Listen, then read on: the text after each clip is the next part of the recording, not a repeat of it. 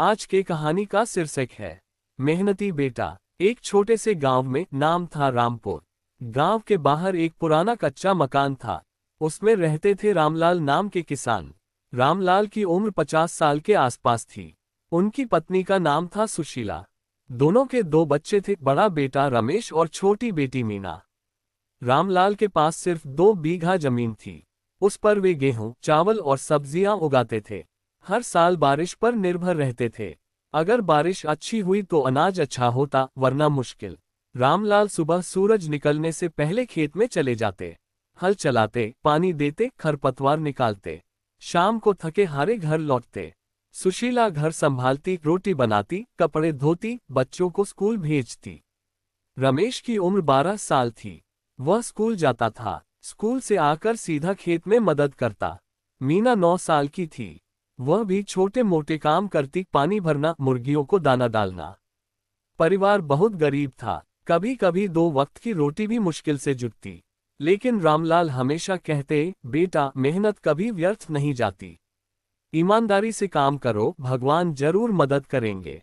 रमेश बहुत होशियार लड़का था। स्कूल में वह क्लास में पहला आता। मास्टर जी उसे बहुत प्यार करते। एक दिन मास्टर जी ने कहा, रमेश तुम पढ़ाई अच्छी करो, आगे चलकर कुछ बनना। रमेश ने घर आकर बाप से कहा, पापा मैं डॉक्टर बनना चाहता हूँ, गरीबों का इलाज मुफ्त करूंगा।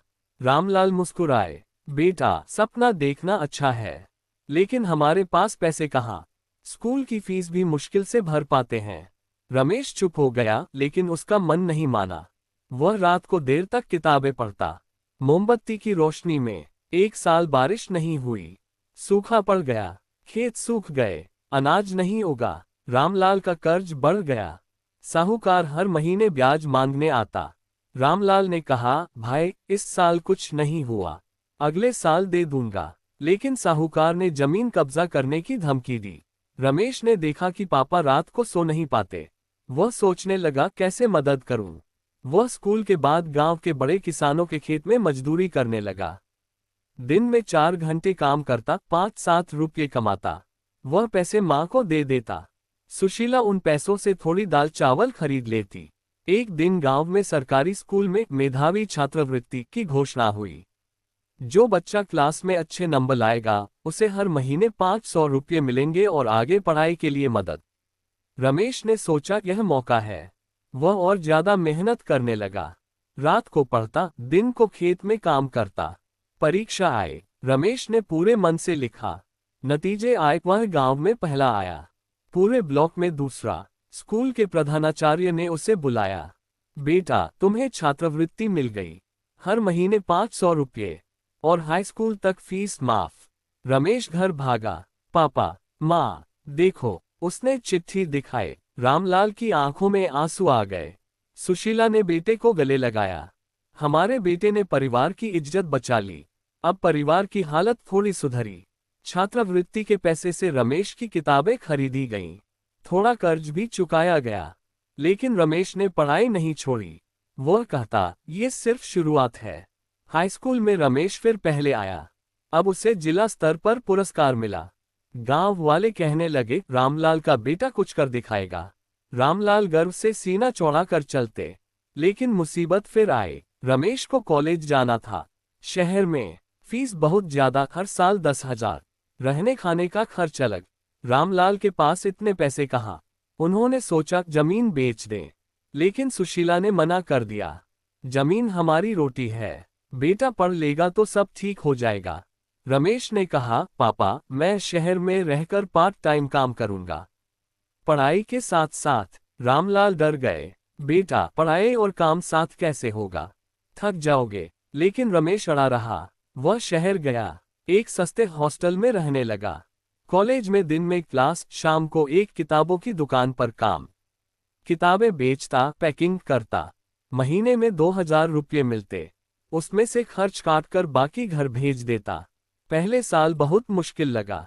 पढ़ाई में मन नहीं लगता था, थकान ज्यादा। लेकिन रमेश ने हार नहीं मानी। वह सुबह 5 बजे उठता, पार्क में पढ़ता। रात को दुकान बंद होने के बाद फिर किताबें खोलता। दोस्त कहते, रमेश आराम कर ले। वह मुस्कुराता, आराम बाद में करूंगा। अभी तो मेहनत का समय है। दूसरे साल उसने परीक्षा में अच्छे नंबर लाए। प्रोफेसर ने उसे नोटिस किया। तुम्हारी मेहनत देखकर लगता है कि तुम आगे बहुत कुछ करोगे। रमेश ने कहा, सर, मैं डॉक्टर बनना चाहता हूँ। प्रोफेसर ने मदद की, कुछ पुरानी किताबें दी और छात्रवृत्ति के लिए सिफारिश की। तीसरे साल रमेश को मेडिकल एंट्रेंस की तैयारी करनी थी। अब काम बढ़ गया। वह दुकान के साथ साथ ट्यूशन भी देने लगा। छोटे बच्चों को पढ़ाता। इससे अतिरिक्त 500 रुपये मिलते। घर पर हालत अभी भी सामान्य थी। रामलाल खेत में मेहनत करते। सुशीला घर संभालती। मीना अब स्कूल में अच्छी पढ़ रही थी। वह भी भाई की तरह बनना चाहती थी। एक दिन साहूकार फिर आया।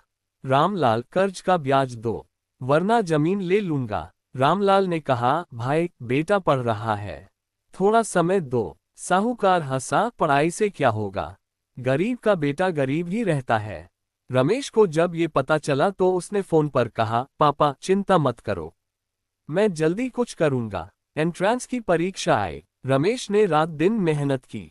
परीक्षा केंद्र दूर था, बस का टिकट भी महंगा, लेकिन उसने दुकान से छुट्टी ली और गया। नतीजे आए, रमेश पास हो गया। सरकारी मेडिकल कॉलेज में सीट मिल गई। फीस बहुत कम थी, अब छात्रवृत्ति भी मिलने लगी। जब वह घर लौटा तो पूरा गांव इकट्ठा हो गया। रामलाल रो पड़े, मेरा बेटा डॉक्टर बनेगा। सुशीला ने पूजा की। मीना ने भाई को फूल माला पहनाई। रमेश ने कहा, पापा, अब मैं पढ़ाई पूरी करूंगा, फिर गांव में अपना छोटा अस्पताल खोलूंगा, गरीबों का मुफ्त इलाज करूंगा। कॉलेज के साल बीते। रमेश हर छुट्टी में घर आता, खेत में मदद करता, गांव वालों को छोटी मोटी बीमारियों की दवा बताता। लोग कहते, रमेश डॉक्टर साहब आ गए। आखिरकार डिग्री पूरी हुई। रमेश डॉक्टर बन गया। उसने शहर में नौकरी की पेशकश ठुकरा दी। कहा, मेरा गांव मुझे बुला रहा है। उसने गांव में ही एक छोटा सा क्लिनिक शुरू किया। पहले तो लोग हिचकिचाते थे, लेकिन जब रमेश ने गरीबों से पैसे नहीं लिए तो भीड़ लगने लगी। रामलाल अब खेत में कम जाते।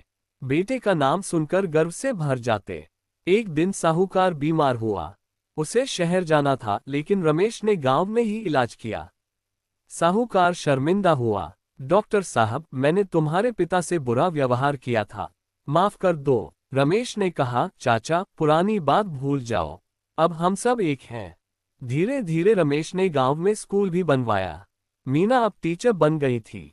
वह वहीं पढ़ाती। परिवार खुश था। रामलाल अब बूढ़े हो गए थे।